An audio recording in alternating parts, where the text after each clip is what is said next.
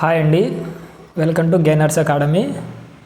మనము తెలుగు గ్రామర్లో భాగంగా 10th class మొదటి భాగం అయిపోయింది. ఇది రెండవ భాగము. అది చూడని వాళ్ళు ఉంటే చూసిన తర్వాత మళ్ళీ ఇది చూడడానికి ప్రయత్నం చేయండి. అందులో మనము 4 లెసన్లు అయిపోయి చేసాము. ఇప్పుడు 5వ లెసన్ జలియన్ వాలాబాగ్. మన గ్రామర్ ఆలోచన చేస్తున్నాం కాబట్టి లెసన్ అక్కర్లేదు, పైకి జరుపుతున్నాను, స్క్రోల్ చేస్తున్నాను, చూడండి. ఇదంతా మనకు అక్కర్లేదు, డైరెక్ట్ మన భాషాంశాలకి వెళ్దాం. ఇది కూడా మనకు అక్కర్లేదు. ఇక్కడ చూడండి, భాషాంశాలు కనిపిస్తుంది కదండి. ఒక జూమ్ చేయడానికి ప్రయత్నం చేస్తాను. ఓకే, భాషాంశాలు ఇక్కడ చూడండి. డైరెక్ట్గా మీనింగ్స్లోకి వెళ్దాము. కరువు కాటకం అంటుంటారు, చూసినా? కాటకం అంటే కరువు. నెక్స్ట్ ఇక్కడ చెరిపేస్తున్నాను, మీకు కనిపించదు. నెక్స్ట్ కింద రెండో చూడండి, సితజాతి. సితజాతి అంటే ఏంటంటే తెల్ల జాతి అని. సితజాతి అంటే తెల్ల జాతి అని. నెక్స్ట్ తులువలతో స్నేహం మంచిది కాదు. తులువలు అంటే ఏంటంటే పనికిమాలిన వాళ్ళు. మనం కరెక్ట్గా రాయాలంటే కుటిల బుద్ధి చెడ్డవారు అని రాసుకోండి. కుటిల బుద్ధి చెడ్డవారు. నెక్స్ట్ రుధిరం. రుధిరం అంటే మన ఏదో సినిమా కూడా ఉంది, చూసినారా? రుధిరం అని, రక్తం అని. నెక్స్ట్ చూడండి, పర్యాయ పదాలు కింద ఉన్నాయి. పయోధరము. పయోధరము అంటే ఏంటంటే మేఘం. సముద్రం అనుకోకండి, ఇక్కడ కన్ఫ్యూజ్ అవుతుంటారు. మేఘము, మబ్బు. ఓకేనండి. నెక్స్ట్ ఆర్తి. ఆర్తి అంటే ఏంటంటే దుఃఖం, బాధ, వేదన ఏమని రాసుకోండి. నెక్స్ట్ రణం. రణం అంటే యుద్ధం, పోరు, పోరాటం, పోట్లాట, అలాంటివి. సమరం, సంగరం అని కూడా వస్తుంది. నెక్స్ట్ మీరు ఏమని రాసుకోండి. నెక్స్ట్ ఉదకం. ఉదకం అంటే నీరు, జలము. పైకి జరుపుతున్నాం చూడండి. నానార్థాలు. నానార్థాలు అంటే మనకు హరి, ఫస్ట్ 6th క్లాస్లో ఒకటి వచ్చింది, గుర్తేనా? హరి అనే ఒక పద్యం వచ్చింది, అదే ఇది మళ్ళీ రిపీట్ అయింది. హరి అంటే విష్ణువు, కోతి, సింహం, సూర్యుడు, చంద్రుడు. గజం. గజం అంటే ఏనుగు, మొదటిది ఏనుగు. నెక్స్ట్ 3 అడుగుల కొలతను కూడా 3 అడుగుల కొలత. 3 అడుగుల కొలతను కూడా గజం అంటాం. మోక్షం. మోక్షం అంటే కైవల్యం.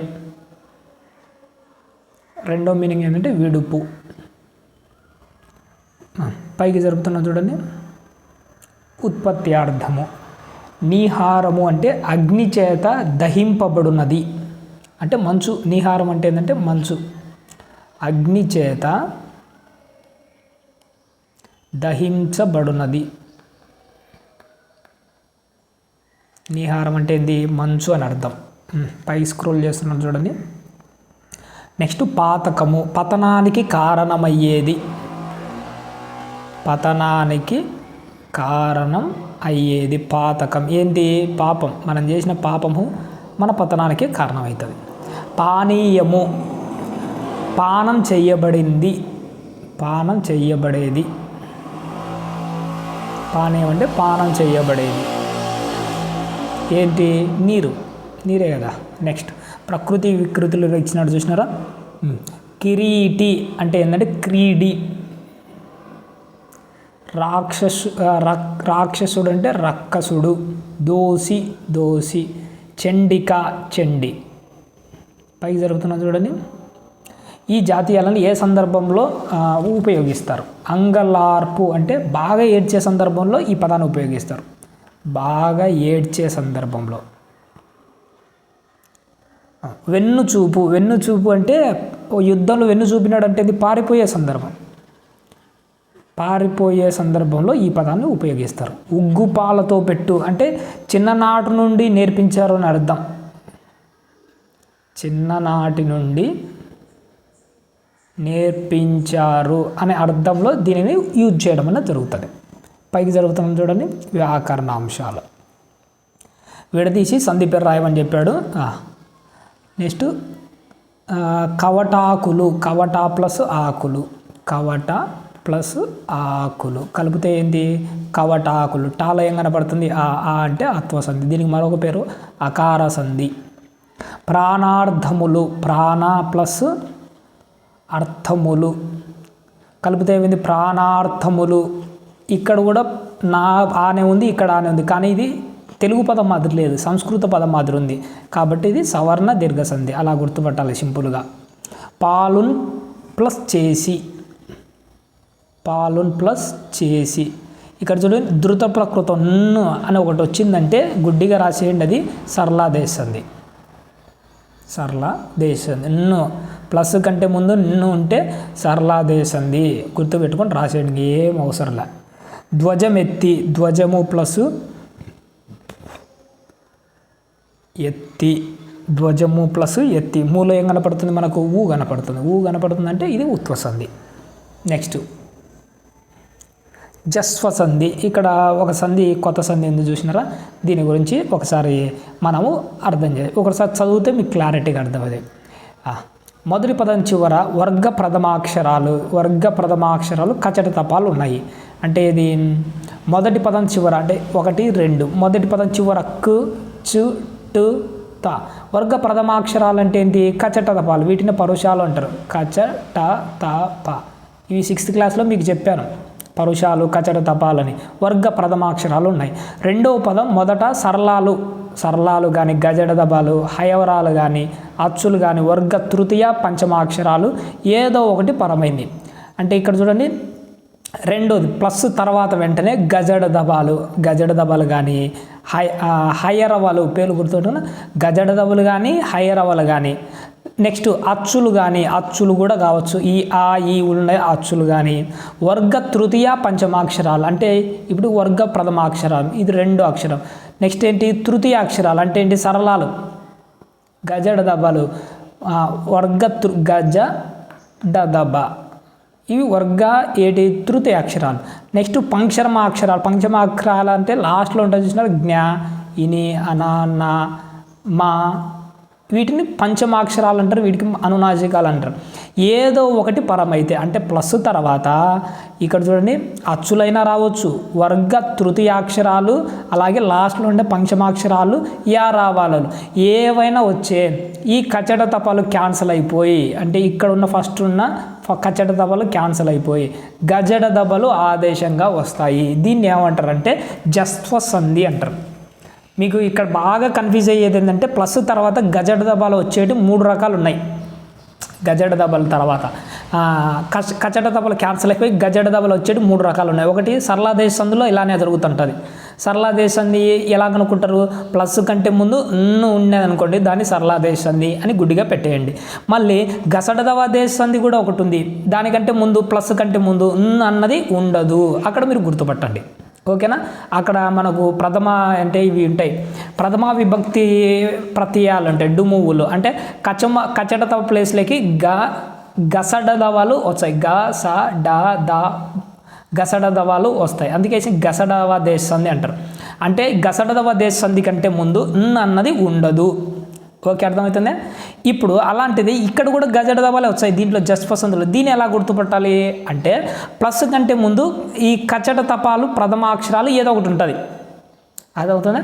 ప్లస్ తర్వాత ఏమేమి ఉంటాయట, అచ్చులైనా ఉండొచ్చు, వర్గ తృతీయ పంచమాక్షరాలన్నా ఉండొచ్చు, వాటితో పాటు హయ్యర్ అవ్వాలన్నవి కూడా ఉండొచ్చు. ఇవి రావడంతో ఏమైపోతుందంటే ఇవి వస్తే తర్వాత కచట తపాలు క్లోజ్ అయిపోయి, అంటే ఇక్కడున్న కచట తపాలు పోయి ఏమొచ్చాయట గజడ దబలు వస్తాయి. అది జస్వ సంధి యొక్క వివరణ. ఎగ్జాంపుల్ చెప్తే మీకు ఈజీగా అర్థమవుతుంది. ఒకసారి చూద్దాం. ఇక్కడ కొన్ని ఉన్నాయి.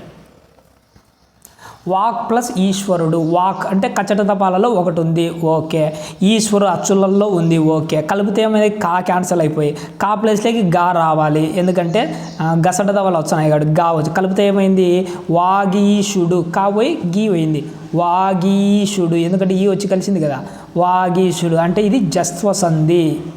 రెండోది అచ్చు ప్లస్ అంతము. కచట తపాలో ఒకటి ఉంది, అచ్చులలో ఒకటి పరమైంది, కలిపితే చా చా జా జా జా రావాలి. ఇక్కడ చా ప్లేస్లోకి ఏం రావాలి జా, కలిపితే అజంతం. చూసారా అలాగే నెక్స్ట్ విరాట్ ప్లస్ రూపము టు కచడి తపాలలో ఒకటి ఉంది. రు ఏది వర్గ ప్రథమాక్షరాలు తృతీయాక్షరాలు అని చెప్పేసిన హైరవాలలో రా ఉంది. ఓకే రా ఓకే. ఇది కలిసినప్పుడు టా క్యాన్సల్ అయిపోయి టా ప్లేస్లోకి ఏం రావాలి కాచట మూడోది ప్లేస్లో డా రావాలి. అందుకే విరుడ్రూపం డా వచ్చింది చూసినారా. నెక్స్ట్ జగత్ ప్లస్ అంబ కచడి తపాలలో ఒకటి ఉంది అచ్చుపరమైంది. తా వచ్చిందంటే ఏం రావాలి దా రావాలి. ఏమొచ్చింది జగదంబ. ఇక్కడ చూడండి దా వచ్చింది. ఇలా వీటిని రావడాన్ని జస్వసంధి అంటారు. అర్థమైంది కదండి. పైకి జరుపుతున్నాను. ఇక్కడ వాడు డైరెక్ట్ విడదీసి కొన్ని చెప్పాడు, డైరెక్ట్ మనమే రాసేద్దాం. అది వాగ్వాదం వాక్ ప్లస్ వాదం కలిపితే వాగ్వాదం. కాగా మారిపోయింది. ఇది కూడా అదే.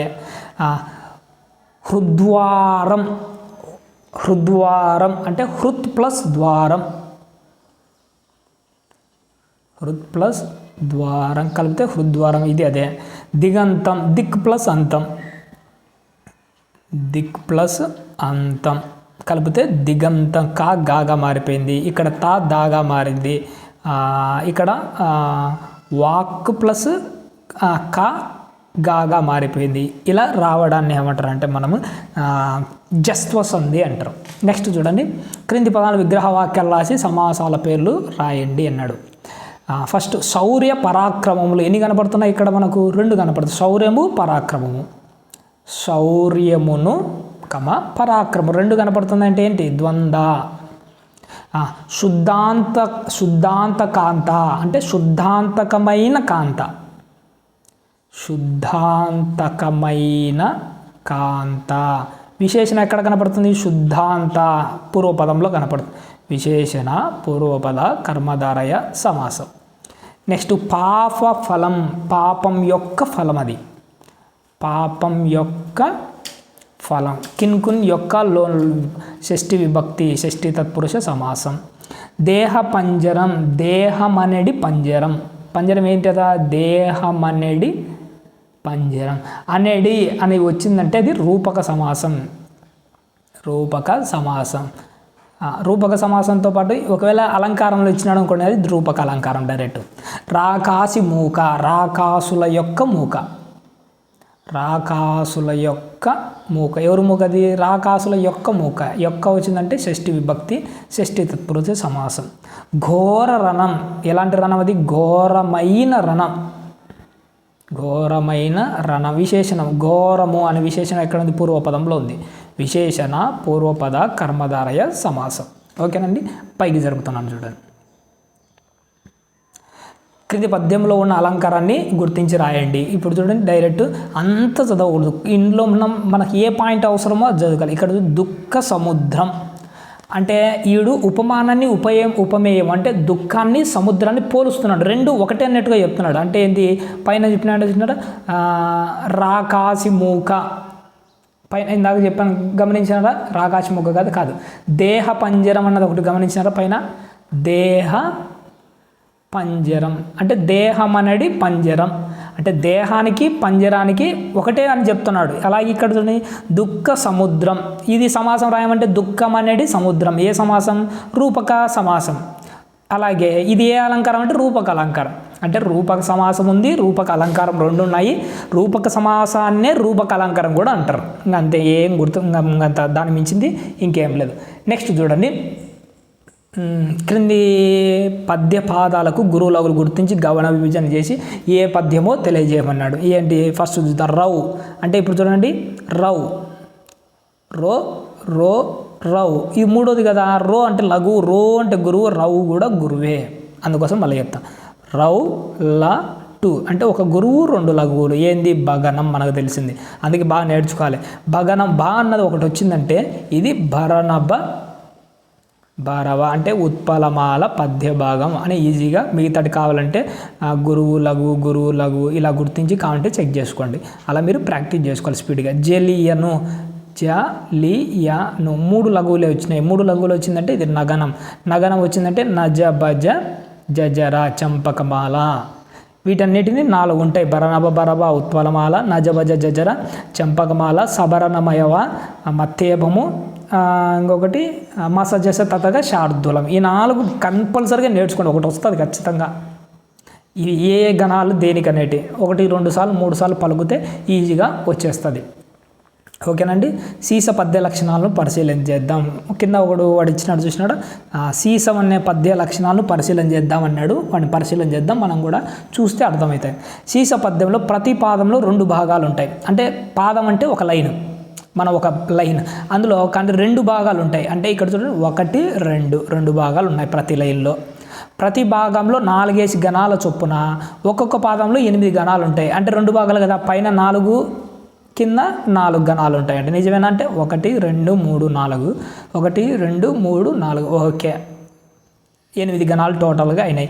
ఈ 8 గణాల్లో మొదటి 6 ఇంద్రగణాలు. ఈ 8 ఉన్నాయి, 1 2 3 4 5 6 8 ఉన్నాయి కదా. ఈ 8లో మొదటి ఏంటంట 6 ఇంద్రగణాలు. నెక్స్ట్ చివరి 2 సూర్యగణాలు, 2 సూర్యగణాలు. ఏంటి ఇంద్రగణాలు? ఇవన్నీ నేర్చుకోవాలి. ఏంటి? నల నగ సల భరత. ఏంటివి? ఇవి ఇంద్రగణాలు. వగనం హగనం నగనం. ఏంటి? ఇవి సూర్యగణాలు. చూద్దాం వాడు చెప్పినట్టే. ఏమి? ఈ 8 గణాలు మొదట 6 ఇంద్రగణాలు. 6 ఇంద్రగణాలు ఏంటిది? ఫస్ట్ సల సల సల భ అంటే సల సల సల భరత. ఇంకా 2 రగనం నల. నెక్స్ట్ రగనము నల. సరిపోయినాయి. 6 ఇంద్రగణాలు వచ్చేసినాయి. 2 ఏంటి? సూర్యగణాలు. ఏంటి? హగనం హగనం. ఇక్కడ సూర్యగణాలు హగనం ఉందా? ఓకే, వాడు చెప్పిందే కరెక్టు. నెక్స్ట్ చివరి 2 సూర్యగణాలు. పాదం మొదటి భాగంలో 4 ఇంద్రగణాలు, రెండవ భాగంలో వరుసగా 2 ఇంద్రగణాలు 2 సూర్యగణాలు 4 ఇంద్రగణాలు. రెండో భాగంలో మొదట 2 ఇంద్రగణాలు 2 సూర్యగణాలు. ఇక్కడ చూడండి, అదే వాడే దాన్ని ఎక్స్ప్లెయిన్ చేసినాడు. ఇక్కడ పైకి జరుపుతున్నాను చూడండి. యతి ప్రతి పాదంలో 3వ గణం మొదటి అక్షరానికి సరిపోతుంది. చూడండి, 3వ పదం మొదటి అక్షరానికి, 3 దాంట్లో మొదటి అక్షరానికి. ఇక్కడ చూడండి కా గా. కాలో ఆ ఉంటుంది, గాలో కూడా ఆ ఉంటుంది. ఓకే, నెక్స్ట్ యతి లేని చోట ప్రాసయతి అంటే ఇందాక దాని పక్కలో ఇంకొక అక్షరం ఉంది చూసారా, అది ప్రాసయతి చెల్లుతుంది. ప్రాస నియమం లేదు. ప్రాస నియమం అంటే ప్రతి లైన్లో 2 అక్షరం ఉంటుంది చూసినారా, దాన్ని ప్రాస నియమం అంటారు. సీస పద్యం 4 పాదాల తర్వాత తేట గీతి కానీ ఆట వెలది కానీ తప్పనిసరిగా రావాలి. ఇది పాయింట్ గుర్తుపెట్టుకొని, చాలా ఇంపార్టెంట్. సీస పద్యం అయిపోయిన వెంటనే తేట గీతి కానీ ఆట వెలది కానీ కంపల్సరిగా వచ్చి తీరాల్సిందే. అది వాళ్ళు పద్యంలో పెట్టుకున్న నియమాలు. ఈ నియమాల విషయంలో ఇది కంపల్సరీగా అడుగుతాడు. ఓకే, అర్థమైంది కదండి. అంటే ప్రతి దాంట్లో మీరు ఈ లక్షణాలన్నీ నేర్చుకోవాలి. సరే, నెక్స్ట్ చూడండి, పైకి జరుపుతున్నాను. క్రింది పద్య భాగాన్ని ఘన విభజన చేసి లక్షణ సమన్వయం చేయమన్నాడు. ఒకసారి చూద్దాం ఏంటంటో. గురువు లఘులు గుర్తిద్దాము. భా అంటే గురువు, లఘువు ఒత్తుంది కదా, అప్పుడు సా గురువు అవుతుంది. లఘువు లఘువు. ఇక్కడ గూకు ఒత్తుంది కాబట్టి ముందున్నది గురువు. లఘువు గురువు లఘువు. బో అంటే గురువు, లఘువు లఘువు, గురువు లఘువు. కింద కూడా అట్నేది. నాకు నా ఒత్తుందంటే ముందు గురువు అవుతుంది, ఇది లఘువు. స్త్రాకు ఒత్తుందంటే ముందున్న వా అయితే గురువు అవుతుంది, ఇది కూడా లఘువు లఘువు. లాకు దీర్ఘం ఉంది, గురువు లఘువు. ఒత్తు ఉంది కాబట్టి ముందున్నది గురువు, ఇది లఘువే. కా అంటే ఒత్తు కాలు గురువులు అవుతాయి అనుకుంటారు. కారం కాకు దీర్ఘం ఉంటేనే గురువు అవుతుంది. ఓకేనా, ఇక్కడ ఇది లఘువే లఘువే లఘువే. ఇప్పుడు దీన్ని మనం ఘన విభజన చేయాలి. ఎలా ఘన విభజన చేయాలి? మనకు సూర్యగణాలు ఇంద్రగణాలను ముందర పెట్టుకొని వీటిని ఇలా 2 లైన్లు వచ్చినాయంటే సూర్యగణాలు ఇంద్రగణాలను గుర్తుపెట్టుకోండి. ఒకే లైన్ వచ్చినాయంటే బరనబ బరబ ఆ 4 ఉంటుంది. ఓకే, అర్థమైంది కదండి. ఓహో, ఇలా 2 లైన్లు మనకు వాడు డివైడ్ చేసి ఇవ్వమని చెప్పినాడంటే ఇందులో వాడు సూర్యగణాలు ఇంద్రగణాలు పెట్టడానికి ప్రయత్నం చేసింటాడు అని గుర్తుపెట్టుకోవాలి. ఆల్రెడీ నేను దీన్ని డివైడ్ చేశాను, మీకోసం మళ్ళీ చేస్తున్నాను. ఇక్కడ ఇవి ఉన్నాయి చూసినారా మీరు, యమాతారాజ బాణసలగము అవన్నీ రాసుకోండి. ఇక్కడ రాస్తున్నాను చూడండి. యమాత తాకు దీర్ఘమేడ, యమాతారాజ బాణసలగం. యమాది లఘువు గురువు గురువు గురువు లఘువు గురువు లఘువు లఘువు లఘువు గురువు. 0 ఉంది కాబట్టి ఇది యమాతారాజ బాణసలగం అన్నది. దీన్ని డివైడ్ చేయాలి. ఫస్ట్ చూడండి, మనకు తెలుసు కదా ఇవి సూర్యగణాలు ఇంద్రగణాలు. ఇంద్రగణాలు ఏవో ఇందాక మళ్ళీ చెప్పాను. అందులో నల నగ సల భరత హగనం వగనం. ఇక్కడ చూడండి, ఒక గురువు ఒక లఘువు ఒక గురువు 3 కలిపితే ఇదేంటి? రగనం. ఎక్కడుంది? రాతో స్టార్ట్ అవుతుంది. గురువు లఘువు గురువు. ఇక్కడ ఏంది? రగనం. అంటే ఏంది ఇది ఒక ఇంద్రగణం. నెక్స్ట్ 2 లఘువులు ఒక గురువు ఒక లఘువు అంటే ఏంది 2 సగనం ఏడుంది చూడండి, సగనం 2 లఘువులు ఒక గురువు, 2 లఘువులు ఒక గురువు పక్కన ఒక లఘువు అంటే ఇది సలా, ఇది ఇంద్రగణము. నేను అన్నీ చెప్పడం లేదు, సలా ఇవన్నీ రాసుకొని నల నగ సలా భరత ఇవన్నీ రాసుకోవాలి. మీరు ఈ పక్క రాసుకుంటేనే ఇది ఇలాంటివన్నీ చేయగలరు. కానీ ఎగ్జామ్లో ఇంతవరకు మిమ్మల్ని అడగరు డెప్త్గా. అర్థమవుతుందా? సరేనండి. ఇలా మిగతాటి నెక్స్ట్ ఏంది సలా అయిపోయినాక నేను డైరెక్ట్ చెప్తాను. నెక్స్ట్ రగనం, ఒక గురువు లఘువు గురువు, ఇది రగనం. నెక్స్ట్ లాస్ట్ది 2 లఘువులు గురువు, సాగా అవుతుంది, పక్కన లా ఉంది కాబట్టి సలా. నెక్స్ట్ చూడండి గురువు లఘువు గురువు, గురువు లఘువు గురువు అనేది ఇది కూడా రగనం. నెక్స్ట్ 2 లఘువులు గురువు లఘువు 2, ఇది ఏంది 2 లఘువులు గురువు అనేది సగనము, పక్కన లా ఉంది కాబట్టి సలా. నెక్స్ట్ ఒక గురువు ఒక లఘువు, ఎందుకంటే సూర్యగణాలు రావాలి కాబట్టి ఇది హగనం. 3 లఘువులు ఇది నగనం. అంటే ఇవి ఏ లక్షణాలు ఇవన్నీ ఇందాక మన పైన చెప్పుకున్న ఆ లక్షణాలే. ఎందుకంటే మొదటి నుంచి 1 2 3 4 5 6 ఏమున్నాయి ఇంద్రగణాలు ఉన్నాయి, 2 సూర్యగణాలు ఉన్నాయి. ఏంటిది ఇందాక మనం చెప్పుకున్న సీసపద్య లక్షణాలు. ఈ పక్కది కూడా సీసమే, మీరు ఒకసారి వెరిఫై చేసి రాయండి. పైకి జరుపుతున్నాం చూడండి. నెక్స్ట్ లెసన్ పోదాం. ప్రకృతి సందేశం నెక్స్ట్ లెసను, 6th లెసను.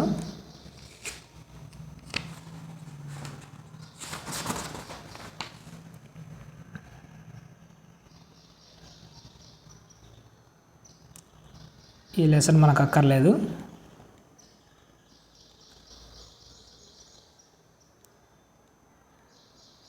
భాషాంశాలు ఇక్కడ చూడండి.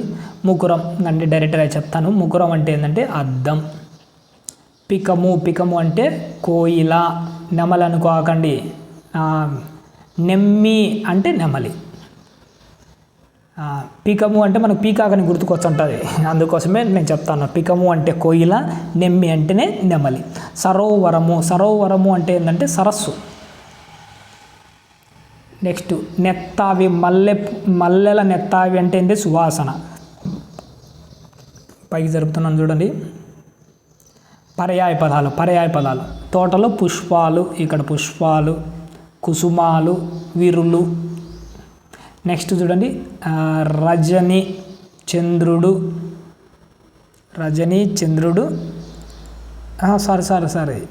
రజని రాత్రి రేయి, చంద్రుడు కాదండి, సారీ ఫర్ దిస్.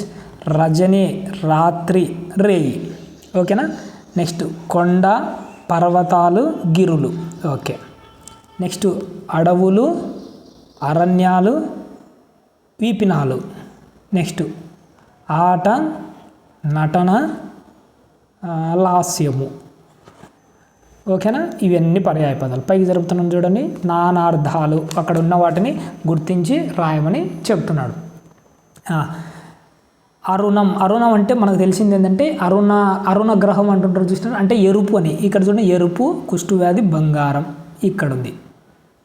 మతం అంటే మన అభిప్రాయం, ఎవరు మతం వాళ్ళది అంటారు, ఎవరి అభిప్రాయం వాళ్ళది. నెక్స్ట్ కొమ్మ అంటే శాఖ, స్త్రీ అంటే ఇంతకుముందు ఆ కొమ్మను వంచింది, కొమ్మ అంటే ఇక్కడ స్త్రీ. నెమ్మి అంటే ఏంది నెమలి కదా, ఇందాక చెప్పుకున్నా, ఇక్కడ ఉంది చూడు నెమలి. నెక్స్ట్ గగనం అంటే ఇక్కడ ఉన్నాయి ఆకాశము శూన్యము. వీటిని ఏం చేయాలి, నేను ఊరికి జతపడిచిన ఈ పక్క రాసుకొని మీరు నేర్చుకోవాలి ఎగ్జామ్కు. పైకి జరుపుతున్నాను చూడండి. ఉత్పత్త్యార్థాలు. పికము అంటే ఇందాక చెప్పిన కోయిల అంటే చాటు నుండి కూయునది. నెక్స్ట్ చలనం లేనిది అంటే పర్వతం. పయోధరము అంటే మేఘము. సమరము అంటే మరణంతో కూడినది. పైకి జరుపుతున్నాను చూడండి. ప్రకృతి వికృతులు. మేఘాలు మొగులు. నాట్యం నట్టువ. నెక్స్ట్ కవిత కైత. నెక్స్ట్ సంభ్రమము సంబరము, ఓకేనండి.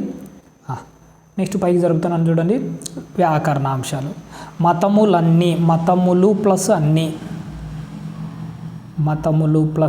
అన్ని. లూలో ఏం కనపడుతుంది, లూలో ఊ కనపడుతుంది అంటే ఉత్వసంధి. పువ్వు ప్లస్ తేనె, పువ్వు ప్లస్ తేనె. ఇంతకుముందు చెప్పిన పువ్వు ఇలాంటివన్నీ ప్రాతాదులు అని. ప్రాతాదులు వచ్చినాయంటే ప్రాతాది సంధి. ఆల్రెడీ ఎక్స్ప్లెయిన్ చేసినాను, అక్కడ పోయి చూడండి. లతాలి, లతా ప్లస్ ఆలి, లతా ప్లస్ ఆలి కలిపితే లతాలి దీర్ఘం వచ్చింది కదా. ఇది తెలుగు పదం కాదు. తెలుగు పదం అంటే అత్వసంధి అవుతుంది, సాంస్క్రిట్ పదం కాబట్టి సవర్ణ దీర్ఘ సంధి. కొలువైన, కొలువు ప్లస్ అయిన, కొలువు ప్లస్ అయిన. ఊలో ఏం కనపడుతుంది మనకు? ఊ కనపడుతుంది. ఊ అంటే ఉత్వసంధి. పడ్వాది సంధులను ఒకసారి మనము చూద్దాం. ఈ పడ్వాదులు పరమైనప్పుడు పూర్ణ బిందువు మువర్ణానికి లోపము, పూర్ణ బిందువు విభాషణంగా వస్తుంది. అంటే వస్తుంది, లేకపోతే లేదు. అంటే ఏంటి? ఇలా చెప్తే పడ్వాదులు అంటే ఏంటో మీకు తెలియాలి కదా. పైకి జరుపుతున్నాను చూడండి. పడ్వాదులు అనగా ఇవి గుర్తుపెట్టుకోవాలి. పడు, పాటు, పెట్టు, పట్టు, పరచు, ఇవి పడ్వాదులు. ఈ పడ్వాదులు పరమైనప్పుడు మూవర్ణానికి లోపం, అంటే ఫస్ట్లో మూ ఉంటుంది చూసినారు, మూ అన్నది క్యాన్సిల్ అయిపోయి ఆ తర్వాత జీరో అన్నది విభాషణంగా వస్తుంది. అంటే విభాషణంగా అంటే జీరో ఒకవేళ వస్తే వస్తుంది, లేకపోతే రాదు. దాన్ని పూర్ణ బిందువు అంటే సున్నాని విభాషణం బగు, అంటే సున్నా అన్నది వస్తే వస్తుంది, లేకపోతే లేదు. అంటే ఏంటి? ఇక్కడ పడ్వాదులు పడు, పాటు, పెట్టు, పట్టు, పరచు ఇవి మనకు పరమైనప్పుడు మూవర్ణానికి లోపం రావాలి. ఆ తర్వాత జీరో అన్నది విభాషణంగా రావడం అనేది జరుగుతుంది. వీటిని పడ్వాదుల సంధి అంటారు. ఎగ్జాంపుల్ చెప్తే మీకు అర్థమవుతాయి. ఇక్కడ చూడండి, భయము ప్లస్ పడు. ఈ పడు అంటే పడ్వాదులలో ఒకటి వచ్చిందా, పడ్వాదులు పరమైన. మూవర్ణానికి లోపం రావాలి, కలిపితే ఏమిది? భయపడు. అర్థమవుతుందా? భయం పడు అన్నా కానీ కరెక్టే, ఎందుకంటే జీరో పెట్టైనా రాయొచ్చు, పెట్టకుండా అయినా రాయొచ్చు. లేదంటే భయము పడు, మూలో ఏముంది మనకు? జీరో కనపడుతుంది. అర్థమవుతుందా? ఈ మూడిటు కరెక్టే. మామూలుగా మనం ఏమి రాస్తాం? భయపడు. నెక్స్ట్ ఇక్కడ రెండోది పడు అనేది మూవర్ణంగ లోపం అంటే కష్టపడు అయిపోయింది అడిగి. ఇష్టము పడు అన్నాడు కదా, ఇష్టము మూవర్ణానికి లోపం అంటే ఇష్టపడు. సందేహము మూవర్ణానికి సందేహపడు, మూవర్ణానికి లోపం వచ్చింది కదా, అంటే సందేహపడు. ఒకవేళ జీరో రాయాలంటే సందేహం పడు, సందేహము పడు, ఇది కూడా కరెక్టే. అంటే మూవర్ణానికి లోపం వచ్చి జీరో పెడితే పెడతాము, లేకపోతే ఈ మూలో ఏం కనపడుతుంది? మూలో కూడా మనం జీరోగానే పలుకుతాం. సందేహము పడు. అర్థమవుతుందా? సందేహము అంటే మూ కాదు, అక్కడ జీరో కూడా మెన్షన్ చేసుకోవచ్చు మనం. అందుకోసమే దీని పడ్వాదులు అంటారు. పడ్వాదులు పడమైనప్పుడు ఇలా జరగడం అనేది జరుగుతాయి. నెక్స్ట్ సమాస పదాలకు విగ్రహవాక్యాలు రాసి సమాసం పేరు రాయండి. గగనకాంత, గగనమునందలి కాంతి. గగనము నందలి, అందలి కాంతి.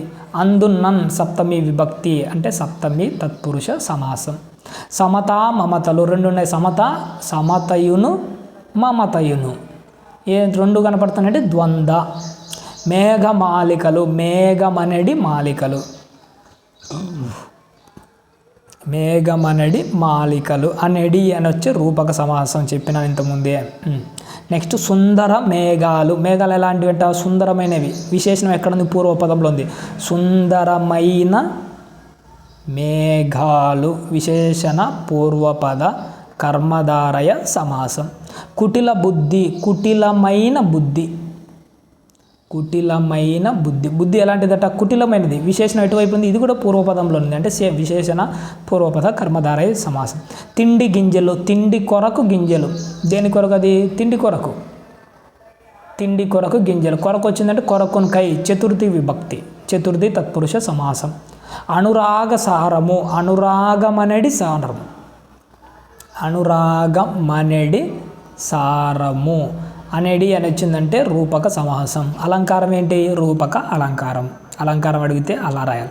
బహువ్రీహి సమాసం. ఇది చాలాసార్లు ఇంతకుముందు కూడా నేను చెప్పాను. ఇక్కడ చూడండి, అన్య పదార్థ ప్రధానం కలిది బహువ్రీహి. అంటే ఏంది? వాడిచ్చిన పదంలో ఉన్న పదాలకు విలువ ఉండదు, అది కాకుండా ఇంకొకటి ఏదో చెప్తా ఉంటారు అని అర్థమైందా? ఇక్కడ చూడండి, మీకు అలా చెప్తే అర్థం కాదు. ఇక ఫస్ట్ మొదటి చూద్దాం. ముక్కంటి, ముక్కంటి పదంలో ఏముంది? మూడు కన్నులు, మూడు కన్నులు.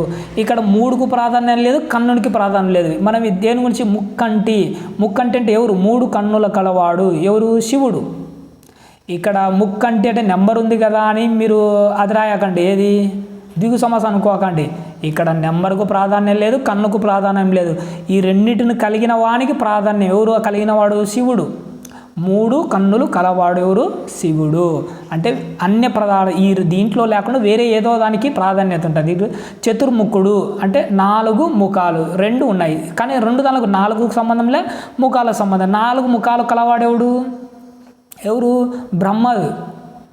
అర్థమవుతుందా? నెక్స్ట్ చూడండి, పద్మాక్షి, పద్మం వంటి అక్షులు కలది. అక్షులు అంటే ఏంటంటే పద్మము వంటి కన్నులు కలది అని. అక్షి అంటే ఇది కన్ను కదా. అంటే ఇక్కడ చూడండి, ఇక్కడ ఉన్నదానికి కాకుండా ఎవరో ఒకరి గురించి మనం చెప్తూ ఉంటాం. అలాంటి చెప్పడాన్ని అన్య ప్రధానమైనది బహువ్రీహి. ఇందులో ఏమొస్తుంటే కలది కలవాడు అన్నవి వస్తుంటాయి. కలది కలవాడు. ఇక్కడ ఆజానుబాహుడు, జానువుల వరకు బాహువులు కలవాడు ఇలా రావడాన్ని మనము ఇక్కడ చూడండి. ఇంకొకటి కూడా మెన్షన్ చేశాడు, చక్రపాణి. ఇది కూడా చాలా ఇంపార్టెంట్. ఎగ్జాంపుల్ ఇచ్చినప్పుడు మర్చిపోకూడదు. చక్రపాణి, చక్రము పానియందు, పాని అంటే చేతిలో, చక్రము పానియందు కలవాడు ఎవరు? శ్రీహరి. ఎవరు? శ్రీహరి. చేతులలో ఉంటారు కదా, చక్రపాణి, చేతులలో చక్రము కలిగిన వాడు శ్రీహరి. ఇలా విగ్రహ బహువ్రీహి సమాసం, అన్య ప్రధానమైనది. నెక్స్ట్ చూడండి, ఒక అలంకారం ఇచ్చినాడు, పరిశీలించి అలంకారం. గుసగుసలతో కొమ్మపై నివసించి ముక్కులానించు లకుమికి పెట్ట దంపతులు. అంటే ఆడ జరుగుతున్నది ఉన్నట్టుగా మనోహరంగా చెప్తున్నాడు. లకుమికి పిట్టలు ఏమేం చేస్తున్నాయో ఆ సిచ్యువేషన్ మొత్తం ఉన్నట్టుగా వాటి యొక్క స్వభావాన్ని వివరిస్తుంది. కాబట్టి ఇది స్వభావోక్తి అలంకారం. ఇందులో కల్పనకి ఏం ప్రాధాన్యత లేదు కాబట్టి శుభవాక్తి అలంకారం. నెక్స్ట్ ప్రాజెక్ట్ పని ఇచ్చినాడు. అంటే ఇందులో ఇంకా మనము తెలుసుకోవాల్సింది నెక్స్ట్ ఈ లెసన్లో గ్రామర్ భాగం ఏం లేదు. నెక్స్ట్ చేజారిన బాల్యం అన్న లెసన్ ఉంది చూడండి, 7వ లెసను చేజారిన బాల్యం.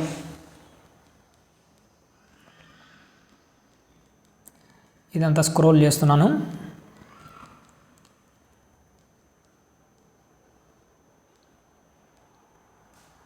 భాషాంశాలే కొద్దాం ఫస్ట్ డైరెక్ట్.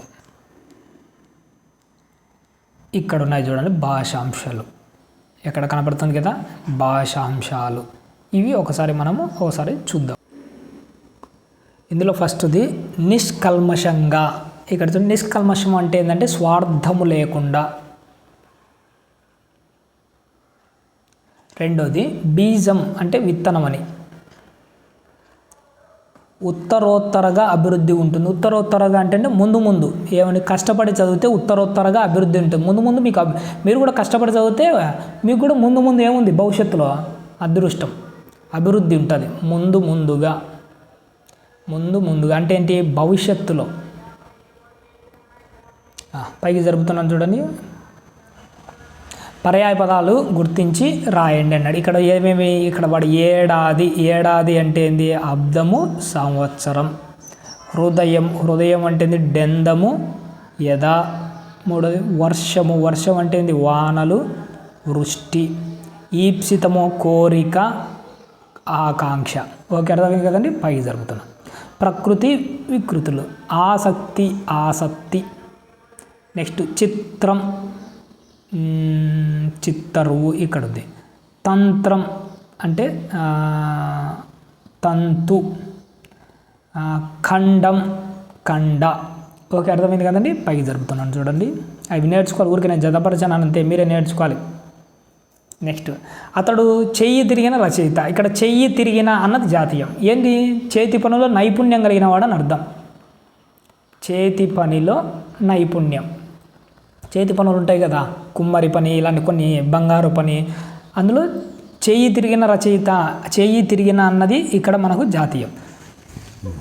రెండో చూడండి, చేజారిపోనీయక. ఇక్కడ చూడండి, అంత కాదు మనకు కావాల్సింది. చేజారిపోనీయక అంటే మనకు దక్కాల్సింది దక్కకుండా పోనివ్వకూడదు.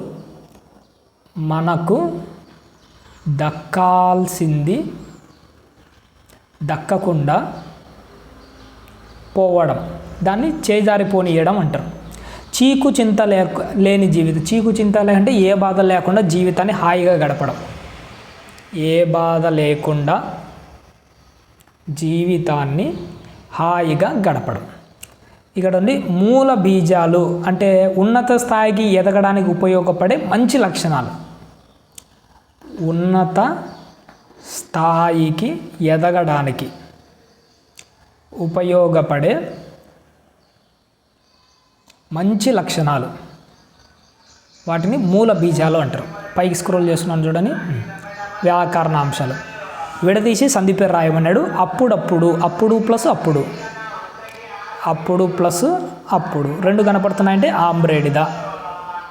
దీపాలు ఇక్కడ చూడండి, దీపాలు లు లాస్ట్లో కనపడుతుందంటే ఏం రాయ లులా నాలుగు సంది గుడ్డిగా రాయేసేటు.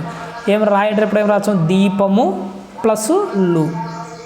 ఎప్పుడైనా, ఎప్పుడు ప్లస్ అయినా, ఎప్పుడు ప్లస్ అయినా. డూలో ఏం కనపడుతుంది మనకు? ఊ కనపడుతుంది. ఊ అంటే ఉత్వసంది. దశాబ్దం, దశ ప్లస్ అబ్దం కలుపుతేంది? దశాబ్దం. దీర్ఘం కనపడుతుందా? దశాబ్దం అన్నది మనకు సంస్కృతం నుంచి వచ్చిన పదం కనుక సవర్ణ దీర్ఘ సంధి. నెక్స్ట్ గవ్వపడు, గర్వపడు, గవ్వ కాదు గర్వపడు, గర్వము ప్లస్ పడు. ఇక్కడ చూడండి పడు ఇలాంటివి వచ్చిన పడ్వాదుల సంధి అని చెప్పాను, వచ్చినాయి.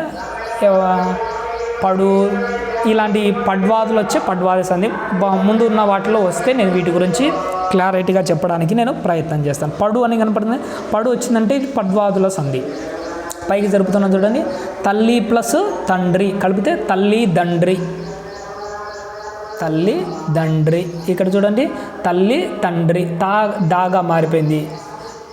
గసడదవ దేశంది, గసడదవ అంటే ముందు ను లేదు, ఇలాంటివి ఏం లేవు కాబట్టిగా, అలాగే మనకు కచరదపాలు కూడా ఏం లేవు కాబట్టిగా వీటిని ఏమంటారంటే గసడదవ దేశ సంధి. ఇన్ని ప్లస్ ఏళ్ళు, ఇన్నేళ్ళు. ఇన్నిలో ఈ నీలో ఏం కనపడుతుంది? ఈ కనపడుతుంది అంటే ఇత్వ సంధి. పుస్తకము ప్లస్ లు, లు అందంటే లులానాల సంధి అని రాసేయచ్చు డైరెక్ట్. మనం కలిపినప్పుడు వర్ణానికి లోపు ముందు దీర్ఘము, పుస్తకాలు. చిన్న ప్లస్ అప్పుడు, చిన్నప్పుడు. నాలో ఏం కనపడుతుంది? ఆ కనపడుతుంది. ఆ అంటే అత్వ సంధి. సాహిత్య ప్లస్ అభిమాని కలిపితే సాహిత్యాభిమాని. తాగు దీర్ఘం కనపడుతుంది అంటే సవర్ణ దీర్ఘ సంధి. సాహిత్యాభిమాని సవర్ణ దీర్ఘ సంధి. పైకి జరుగుతున్నాం చూడండి. సమాస పదాలకు విగ్రహవాక్యాలు రాసి సమాసం పేరు రాయండి. సమాస పదాలకు విగ్రహవాక్యం రాసి సమాసం పేరు రాయాలంట. సాహిత్యాభిరుచి, సాహిత్యమునందు అభిరుచి, సాహిత్యమునందు అభిరుచి. అందున్నన్ సప్తమి విభక్తి, సప్తమి తత్పురుష సమాసం. చేతి రాత, చేతి యొక్క రాత, చేతి యొక్క రాత. యొక్క కిన్కున్ యొక్క లోపల షష్ఠి విభక్తి, షష్ఠి తత్పురుష సమాసం. నిష్కల్మషము, కల్మషము కానిది, కానిది లేనిదని నెగిటివ్గా వచ్చిందంటే అది నన్ తత్పురుష సమాసం. ఇంతకుముందు కూడా నేను చెప్పినాను చాలాసార్లు. 4 దిక్కులు నెంబర్ వచ్చేసి 4 అను సంఖ్య గల దిక్కులు. నెంబర్ వచ్చిందంటే ద్విగు, నెంబర్ వస్తే ద్విగు, 2 వచ్చే ద్వంద్వ, అంతే సింపుల్. పైకి జరుపుతున్నాను చూడండి. విగ్రహవాక్యాలకు సమాస పదాలుగా మార్చి సమాసం పేరు రాయండి. వాడు విగ్రహవాక్యాలు ఇచ్చిన మన సమాసం. చిన్నదైన పిల్ల, అయినా వచ్చిందంటే ఇది విశేషణం. చిన్న పిల్ల విశేషణం ఎక్కడ ఉంది? పూర్వపదంలో ఉంది. విశేషణ పూర్వపద కర్మధారయ సమాసం. బద్ధం కానిది, కానిది లేనిదని వచ్చిందంటే గుడ్డిగా రాయొచ్చు. నన్ తత్పురుష సమాసం పక్కన పెట్టుకోండి. బద్ధం కానిది అబద్ధం. అబద్ధం అంటే అబద్ధం కానిది అంటే ఆ పెడతాం ముందు, నెగిటివ్ వర్డ్ అవుతుంది ఆ పెడితే. శక్తి మరియు సామర్థ్యాలు అంటే 2 కనపడుతున్నాయి. శక్తి సామర్థ్యాలు 2 కనపడుతున్నాయంటే ద్వంద్వ. మాయకము కానిది, కానిది లేనిదని ఇచ్చినంటే నన్ తత్పురుష, ఇందాకనే చెప్పాను. మాయకం కానిది నెగిటివ్ అంటే అమాయకం, ఆ పెడితే నెగిటివ్ అయిపోతుంది అమాయకము. బాల్యము నందలి మిత్రులు అంటే బాల్యమిత్రులు. అందున్నన్ అందలి అంటే అందున్నన్ సప్తమి విభక్తి అంటే సప్తమి తత్పురుష సమాసం. ప్రత్యక్ష కథనాలు, పరోక్ష కథనాలు. నాకు ఇంతకుముందు కూడా నేను చెప్పాను. నువ్వు ఇంకా చిన్న పిల్లవాడివి అని నాన్న అన్నాడు. నువ్వు ఇంకా చిన్న పిల్లవాడివి అని. ఇప్పుడు ప్రత్యక్ష కథనాన్ని పరోక్ష కథనంలోకి మార్చాలంటే నువ్వు ఇంకా చిన్న పిల్లవాడివి అని నాన్న అన్నాడు. అది తీసేసిన చూసినాడా? నాన్న అని ఏం తీసేస్తాడు ఇక్కడ? ఇక్కడ సెమీకోలన్ అవి ఉండే కదా, ఇది ఉద్ధరణ చిహ్నాలు అంటారు తెలుగులో. నువ్వు ఇంకా చిన్నపిల్లవాడివని నాన్న అన్నాడు, అది తీసేసి రాసినాడు. ఇక్కడ చూడండి, రెండు మనకు ప్రత్యక్ష కథనంలో ఉండేది. దీన్ని చూడండి పరోక్షానుకృతి కింద కూడా ఉన్నాయి. నేను రాను అని రవి రాజుతో అన్నాడు. ఇది ఎవరో చెప్పిన మాటను మనం వేరే విధంగా అనుకరణ చేస్తున్నాం. వీటిని అనుకరణాలు అంటారు. కానీ మనకి ఎగ్జాంపుల్ ఇంతకుముందు ఆల్రెడీ నేను చెప్పాను ఎలా మార్చాలి. ఇప్పుడు నేను రాను, ఇది ఒకటి మారుద్దాం, ఇంకా మిగతాటన్నీ మీకు గుర్తుంటాయి. నేను రాను అని రవి రాజుతో అన్నాడు. రవి రాజుతో మాట్లాడుతున్నాడు. ఏమని? నేను రాను అని రవి రాజుతో అన్నాడు. మనము ఏమని రాస్తాము? తాను రానని రవి రాజుతో అన్నాడు అని రాస్తాం. సారీ, ఇది కాదు. నేను రాను అని రవి రాజుతో అన్నాడు. ఇప్పుడు మనం దీన్ని ఈ ఉన్న ఉద్ధరణ చిహ్నాలు తీసేసి రాసేస్తాం. నేను రాను అని రాజుతో అన్నాడు. కోడి కొక్కరోకో అని అనేది ఏమనేది? ఈ సెమీకోలన్ తీసేసి కోడి కొక్కరో అని కూస్తుంది అని యాజ్ ఇట్ ఈజ్గా రాస్తాం. పైకి జరుపుతున్నాం చూడండి. ఇవి కూడా ఏది ప్రత్యక్షానుకృతి, ఏది పరోక్షానుకృతి అని మనకు వాడు వివరించి చెప్తున్నాడు. అని అనుకారం కొన్ని పదాలకు లోపించవచ్చు, కొన్ని దానికి అని ఉంటుంది, కొన్ని దానికి అని ఉండదు. అలాంటి ఉండినా లేకపోయినా కానీ మనము వాటిని గుర్తుపట్టాలి. ఏవి? పరోక్షానుకృతి, ప్రత్యక్షానుకృతి, పరోక్షానుకృతి అంటే ఏంటి? ఎవరో చెప్పిన మాటలు మనం మోసుకొని వచ్చి ఇంకొకరికి చెప్పడం, పలాని మాట అన్నాడు అని చెప్పడమే. ఇందులో వివరణ అంటూ ఏం లేదు. మనల్ని ఏమడతాడు? ప్రత్యక్ష కథనంలోంచి పరోక్ష కథనంలోకి మార్చమని చెప్తాడు ఎగ్జామ్లో. మార్చేటప్పుడు జరిగేది ఏంటి? ఇక్కడ ఉన్న ఉద్ధరణ చిహ్నాలు అనేది తీసేస్తాము. నాకు అని ఏమన్నానంటే తనకు అని పెట్టి రాస్తాము. నేను అంటే తను అని రాస్తాము. మేము అంటే వారు అని అలా మనము ఉన్న వాటిని ట్రాన్స్లేట్ చేసి ఉద్ధరణ చిహ్నాలు తీసేసి రాయడం అనేది జరుగుతుంది. ఓకేనా? ఇదంతా ఇంకా మీకు తెలుసా? ఇది కూడా మనకు అక్కర్లేదు. నెక్స్ట్ లెసన్ జీవని, 8వ లెసన్ ఒకసారి చూద్దాము. జీవని పైకి జరుపుతున్నాను చూడండి, స్క్రోల్ చేస్తున్నాను. ఇందులో మనకు ఏం అక్కర్లేదు, డైరెక్ట్ లెసన్లోకి వెళ్దాం.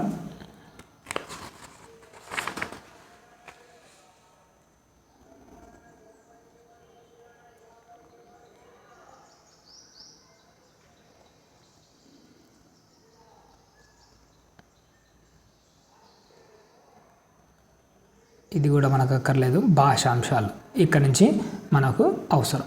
గారడివాడు రకరకాల విన్యాసాలు చేస్తారు. ఇక్కడ చూడండి, ఇక్కడ ఉంది విన్యాసాలు అంటే నేర్పుతో చేసే పనులు, నేర్పుతో చేసే పనులను విన్యాసాలు అంటారు. నెక్స్ట్ వెన్నెల రాకతో అంధకారం తొలగిపోయింది. అంధకారం అంటే ఏంటి? ఇక్కడ చీకటి. ఆత్మస్థైర్యము అంటే గుండె నిబ్బరాన్ని ఆత్మస్థైర్యం అంటారు. నెక్స్ట్ వేణువు అంటే పిల్లన గ్రోవిని వేణువు అంటారు. పైకి స్క్రోల్ చేస్తున్నాను చూడండి. లేశమైన, కొందరిలో లేశమైన జాలిగుణం. లేశం అంటే ఏంటంటే కొంచెమైనా అని, కొంచెం. పర్యాయ పదాలు ఉంటున్నాడు చూసినాడా? ఇక్కడ చూడండి. శుధ అన్న, పీయూషం అన్న, అమృతం అన్న ఒకటే. అమృతం అన్న, పీయూషం అన్న, శుధ అన్న ఒకటే. నెక్స్ట్ అనాథల క్షుధ తన ఆకలిగా భావించి, అనాథల క్షుధ అన్న, ఆకలి అన్న, క్షుత్తు అన్న కానీ ఆకలి, 3 దానికి అర్థం ఆకలి అని. ఇక్కడ చూడండి, రవి అన్న, సూర్యుడు అన్న, భానుడు అన్న కానీ మీనింగ్ ఒకటే. పైకి స్క్రోల్ చేస్తున్నాం చూడండి. Next lesson. నెక్స్ట్ శిక్షణ. ఇక్కడ శిక్షణ, అభ్యాసము, తర్పీదు. నెక్స్ట్ కోరిక, కాంక్ష, ఆశ. ఓకేనండి, పైకి జరుపుతున్నాను. నానార్థాలు అంటే వేరు అర్థాలు. ఉదరము అంటే మనకు తెలిసింది ఏంటి? ఇక్కడ పొట్ట, యుద్ధము. విన్యాసము అంటే ఏంది? ఉంచుట, చక్కని ప్రదర్శన. విన్యాసం అంటే చక్కని ప్రదర్శన, రచన. అమృతము సుధాపాలు, ముక్తి. మబ్బు, మేఘము, చీకటి, అజ్ఞానం. పైకి స్క్రోల్ చేస్తున్న కొద్దిగా. ఆకాశం. ఇక్కడ చూడండి, దీని ఏందంటారు సూర్యచంద్రులు ప్రకాశించుదురు కాబట్టి ఆకాశం అంటే గగనం. అమృతం అంటే ఏంటి? మరణాన్ని పొందింపనిది. అమృతం తాగితే ఎప్పటికి బతుకుతామని కదా, అంటే సుధా. విశ్వనాథుడు, ఇక్కడ చూడండి విశ్వనాథుడు, విశ్వానికి నాథుడు శివుడు. గురువు అజ్ఞానాంధకారాన్ని తొలగించేవాడు గురువు.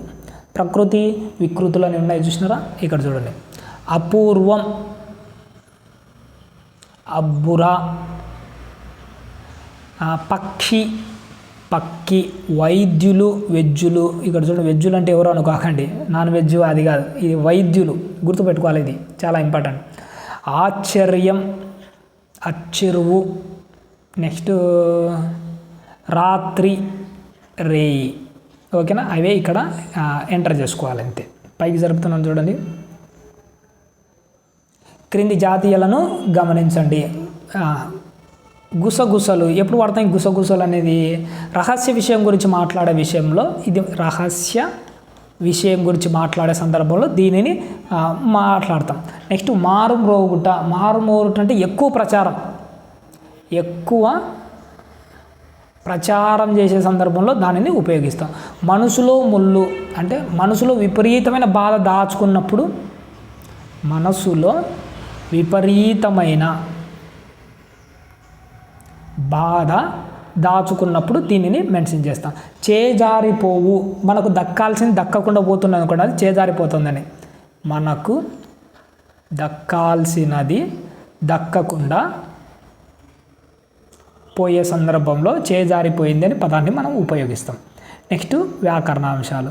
విడది సంధి పేరు రాయండి. సైనికురాలు. ఇక్కడ చూడండి రా, ఇంతకుముందు చెప్పాను, రా అని గడపడితే రాలు అని గడితే రుగాగమన సంధి అని డైరెక్ట్ రాయొచ్చు.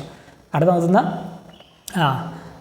రా గడపడితే రుగాగమన, టాగా అంటే టుగాగమన, ఇలాంటివి ఈజీగా కొన్ని గుర్తుపట్టుకొని రాసేయాలి. సైనిక ప్లస్ ఆలు శబ్దం పలిగితే రాయింది. ప్రత్యేకం, ఇక యా ఒత్తు కనిపించింది అంటే దాదాపుగా అది యనాదేశం.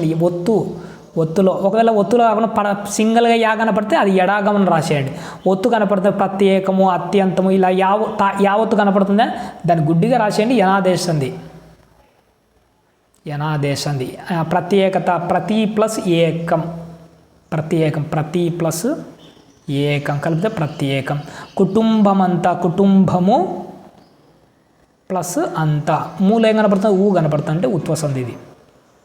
ఎండుటాకు, ఇక్కడ చూడండి టా, ఇందాక రూ కనిపితే రుగాగమనము, టా కడితే టుగాగమనం రాసేయండి అంతే. టు అంటే టుగాగమనం. ఎండు ప్లస్ ఆకు. అవయవాలు, అవయవము ప్లస్ లు. ఇక్కడ లు కనపడుతుంది, లు అంటే లాస్ట్లో లులానాల సంధి. మనం అవయవాలు అంటే అవయవము ప్లస్ లు, సింగల్గా కనపడుతుంది లులానాల సంధి. ఇక్కడ చూడండి కింద వాటిని విడదీసి కలిపి సంధి పదాలు రాయి. మరి ప్లస్ ఒక, రీలో ఏం కనపడుతుంది? ఈ కనపడుతుంది అంటే ఇత్వ సంధి. మరొక.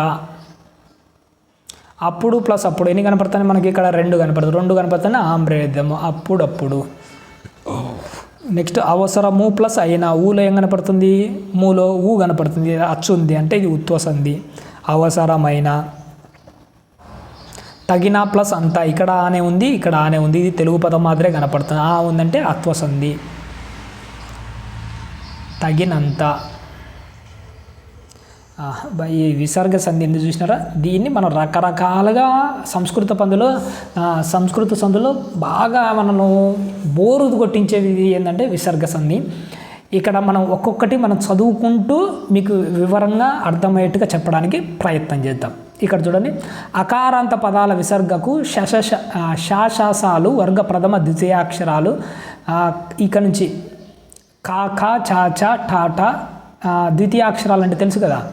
అంటే ఇప్పుడు కా కచట తప ఇవి ప్రథమాక్షరాలు. ద్వితీయాక్షరాలు అంటే ఖా చ ఠ థ ఫ.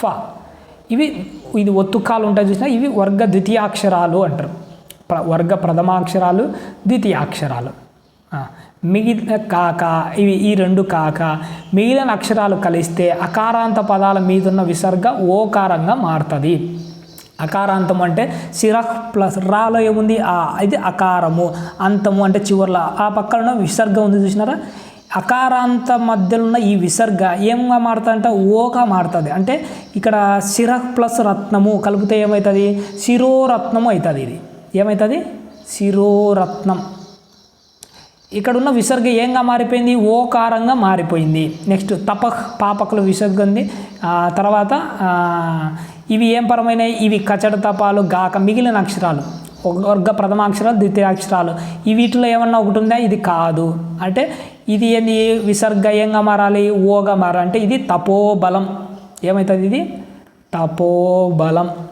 విసర్గ ఏంగా మారిపోయింది, ఇక్కడ ఇందులో ఓగా మారిపోయింది. నెక్స్ట్ పయోహ్ ప్లస్ నిధి ఓగా మారాలంటే పయోనిధి. వచహ్ ప్లస్ నియమం వచో నియమం. అంటే ఇక్కడ విసర్గ ఏంగా మారిపోయిందంటే ఓగా మారిపోయింది. ఇది మనకు విసర్గ సంధిలో మొదటి సూత్రం. కింద రెండోది కూడా గమనిద్దాం. క్రింది పదాలు కలిపి రాయండి. తపః శక్తి ఇక్కడ కనిపిస్తుంది చూసినారా. ఇక్కడ తపః శక్తి. ఇక్కడ పైన చదవకంటే ముందు కింద వివరణ చదివి ఆ ఎగ్జాంపుల్ ప్రాక్టీస్ చేయొచ్చు, మీకు అర్థమవుతాయి. అవి కలిపితే ఏమొస్తుంది, మనశ్శాంతి, చతుశ్శతి, నభసుమం అనే పదాలు ఏర్పడ్డాయి కదా. విసర్గ మీద శాశాసాలు ఈ గుర్తుపెట్టుకోండి, శాశాశాలు ద్విత్వాలుగా మారడం గమనించారు.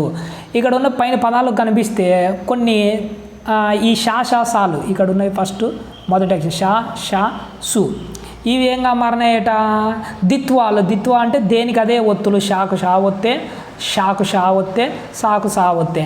వీటిని దేనికి అవే ఒత్తులుగా మారడం గమనిస్తారు. అంటే ఇక్కడ విసర్గ ఏది ద్విత్వంగా మారిపోయింది. విసర్గ ఏం మారిపోయింది, రెండో సూత్రం ప్రకారంగా ద్విత్వంగా. ఇక్కడ చూడు తపః ప్లస్ శక్తి కలిపితే ఏమవుతుంది, తపశ్శక్తి షాకు షా ఒత్తు. చతుషష్ఠి చతుషష్ఠి. నభః ప్లస్ సుమం నభస్సుమం సాకు సావత్తు. ఓకే, అర్థమవుతుందండి. ఇలా దేనికి అదే రూపాలలో ఉన్నది ద్విత్వాక్షరంగా విసర్గ అన్నది మారుతూ వచ్చింది. ఇది రెండవ సూత్రం. పైకి జరుపుతున్నాను చూడండి.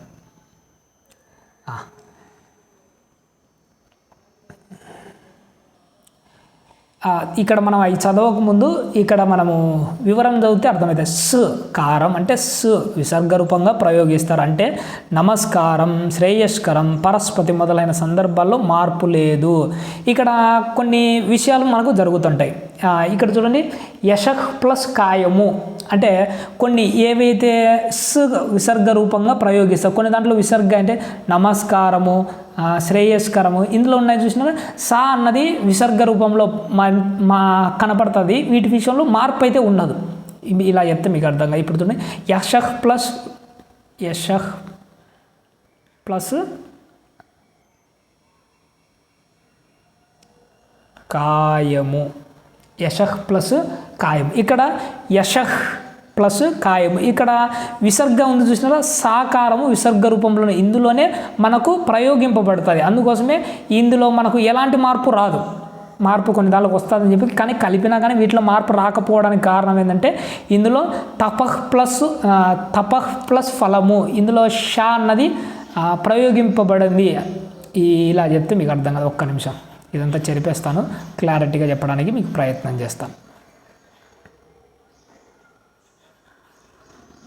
ఒకసారి బాగా గమనించండి. ఇక్కడ ఇదే కదండి మనం గమనిస్తున్నాము. ఇక్కడ చూడండి, విసర్గ మీద శశాలు ద్విత్వాలుగా మారడం గమనించారు. అక్కడ పైన వాటి ఏంటంటే మనకు ద్విత్వాలుగా మారడం అన్నది మనమే ఆటోమేటిక్గా గమనించడం అన్నది జరిగింది. ఇక్కడ చూడండి, కొన్ని దానికి మార్పులు లేనివి ఇక్కడ వాడు మెన్షన్ చేశాడు. వాటిని ఇక్కడ ఈ పదాలను ఒకసారి మనము గమనించగలిగితే యశః ప్లస్ కాయము విడదీసినా కానీ యశః ప్లస్ కాయము అనే వస్తుంది. తపః ప్లస్ ఫలము.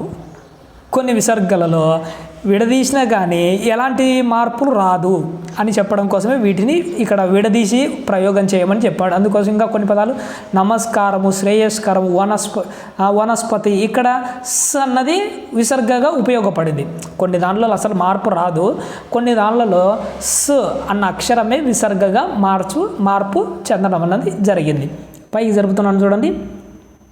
క్రింది పదాలను కలిపి మార్పును గమనించండి అన్నాడు. అంతః ప్లస్ ఆత్మ కలిపితే అంతరాత్మ. నెక్స్ట్ ధనుర్విద్య, ధనుః ప్లస్ విద్య,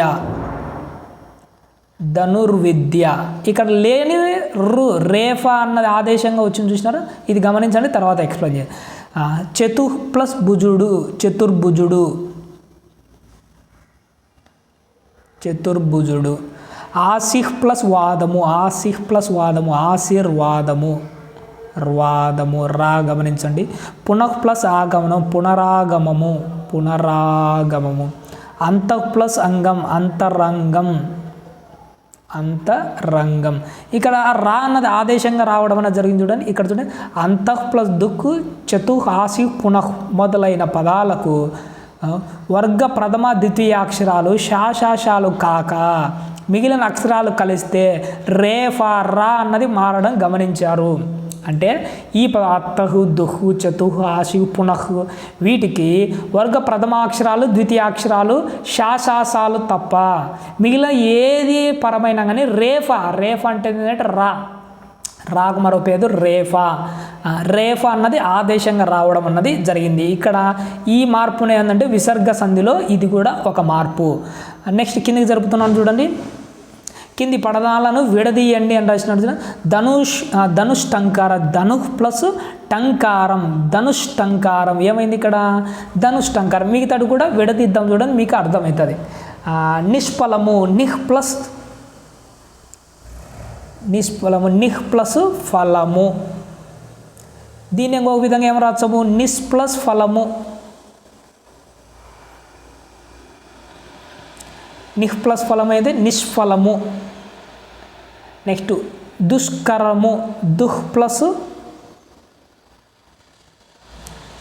కరము.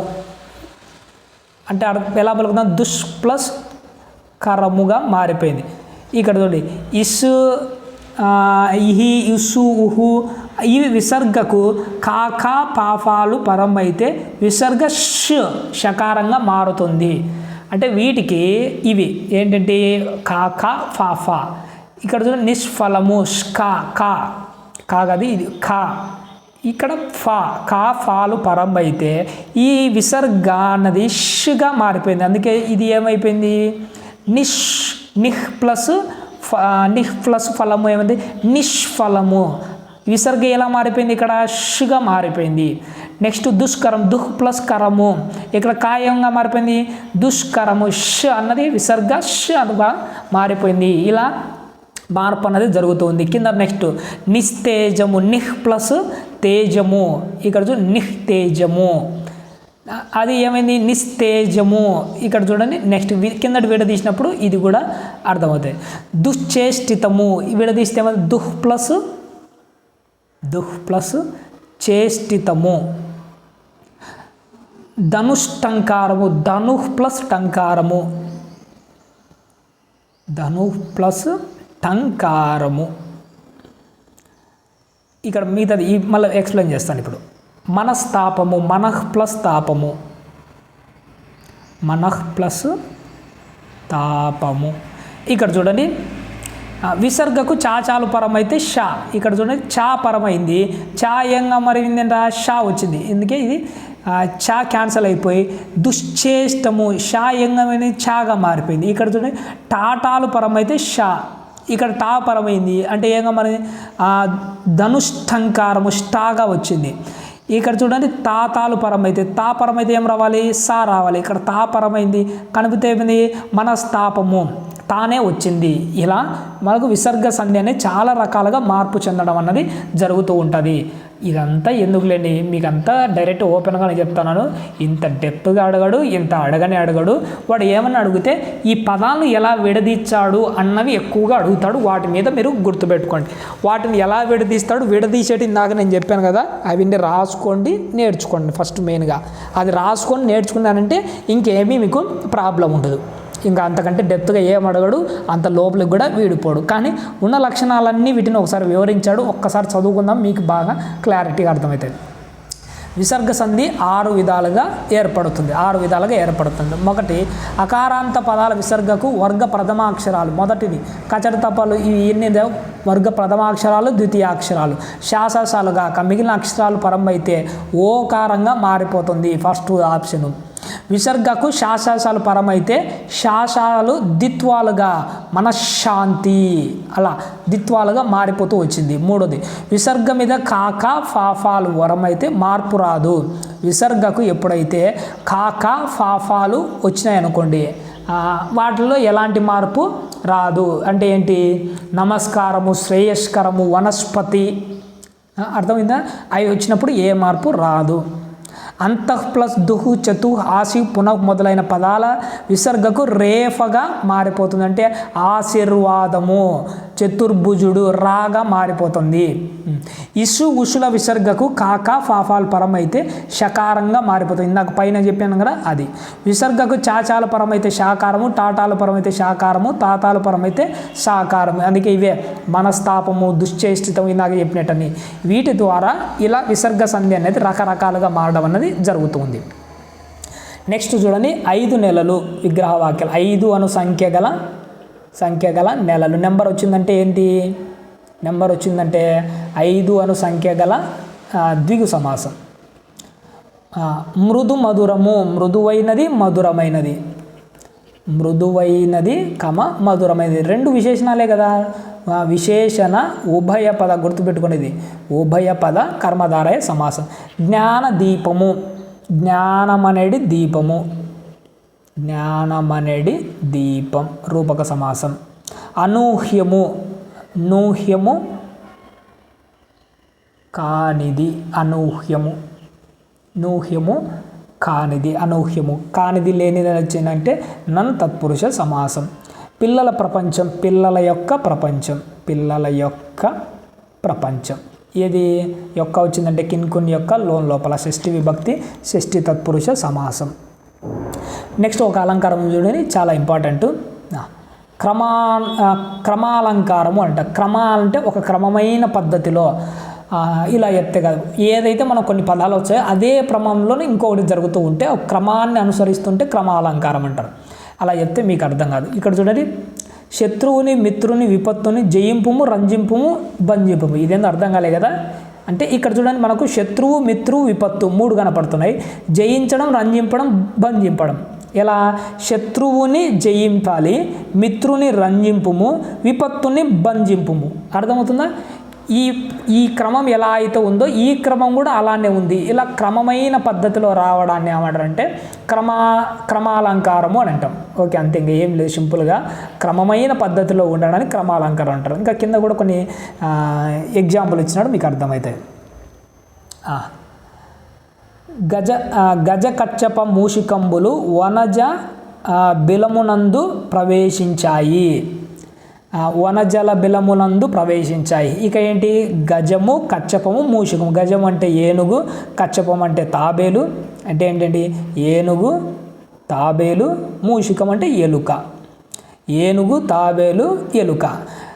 గజ కచ్చప మూషికంబులు వనజ ఏనుగు వనములో, వనజల జల అంటే నీళ్ళు, బిలము అంటే రంధ్రము, ఏనుగు వనములో, తాబేలు నీళ్ళలో, ఇదేంటి లాస్ట్? మూషికము ఎలుక అనేది రంధ్రములో. అంటే ప్రవేశించాయి అంటే ఇక్కడ ఏ క్రమం అయితే ఉందో ఆ క్రమం ప్రకారం ఈ పక్కటి కూడా కనిపిస్తూ ఉన్నాయి. దీనిని ఏమంటారంటే క్రమానుగత అలంకారం అంటాం. క్రమానుగత కాదు, క్రమాలంకారం అంటాం.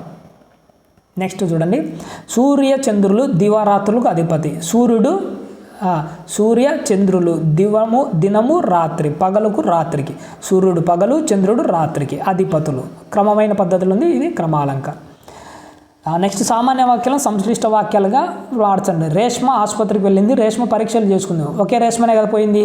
రేష్మ ఆసుపత్రికి వెళ్ళి పరీక్షలు చేయించుకుంది. ఇక్కడ కామా పెట్టేసాం, రాసేసాం. విశ్వనాథం జీవని ఇంటికి వచ్చాడు. విశ్వనాథం జీవనికి సహాయం చేశాడు. 2 సార్లు ఉంది, తీసేస్తాము, వచ్చి అని పెడతాం. విశ్వనాథం జీవని ఇంటికి వచ్చి సహాయం చేశాడు. పిల్లలందరూ ఒక చోట చేరారు. పిల్లలందరూ బొమ్మలతో ఆడుకున్నారు. పిల్లలందరూ ఒక చోట చేరి బొమ్మలతో ఆడుకున్నారు పిల్లలందరూ. ఆమె పాపకు చేయూతనిచ్చింది, ఆమె పాపకు చక్కగా పెంచింది.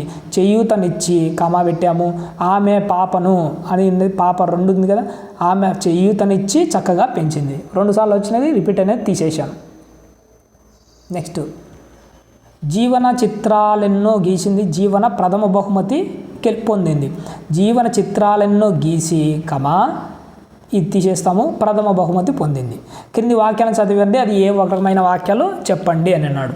చూద్దాం ఏమి ఉన్నాయో అవి. పాపాయి నడవగలదు. నడవగలంటే ఆ అమ్మాయి ఆ పాపాయి యొక్క సామర్థ్యాన్ని తెలుపుతుంది, సామర్థ్యార్థక వాక్యం. పిల్లలు మీరందరూ ఆడుకోవచ్చు అంటే పర్మిషన్ ఇస్తున్నాము, అనుమత్యార్థక వాక్యము. నెక్స్ట్ పైకి జరుపుతున్నాను చూడండి. వాన వస్తుందో రాదో, వస్తుందో రాదో ఎవరికి తెలుసు, సందేహంగా చెప్తాను, సందేహాత్మక వాక్యం. ఆహా ఆ చిత్రం ఎంత బాగుందో ఆశ్చర్యపోతూ చెప్తున్నాం, ఆశ్చర్యార్థక వాక్యం. వర్షాలు కురవక పంటలు పండలేదు, ఇదేంటి హేతువర్తక వాక్యం. ఇది కొత్తగా వచ్చింది చూసినాం. హేతు అంటే కారణం, ఎందుకు పంటలు పండలే, వర్షాలు కురవలేదు కనుక పంటలు పండలే. హేత్వర్తక వాక్యము. ప్రాజెక్టు పని ఏంటంటే ఇంతట్లో గ్రామర్ అన్నది ఇందులో అయిపోయింది. ఇవన్నీ మనకు అక్కర్లేదు. పైకి జరుపుతాను. నెక్స్ట్ లెసన్ చూడండి, రాజధర్మము. సరేనండి, ఇప్పటికే గంట టైం అయింది. నెక్స్ట్ భాగంలో దీన్ని రాజధర్మం అన్న లెసన్ దగ్గర నుంచి మనము చూద్దాం అన్నది జరుగుతుంది.